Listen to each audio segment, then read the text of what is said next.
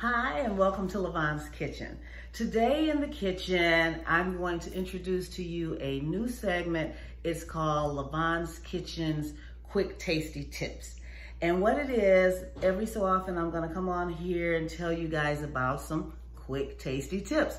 Something just real quick to show you how to make your food taste tasty without doing the regular or something a little different.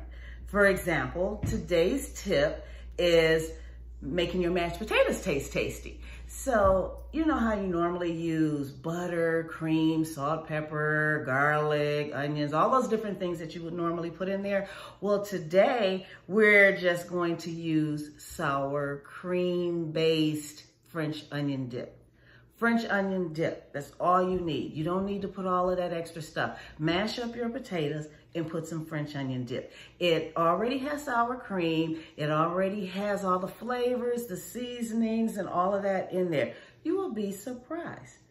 So, hit that subscribe button, and that way you'll be able to get all of our tasty tips, and you'll be able to suggest some tasty tips so that we can also use your tips as well.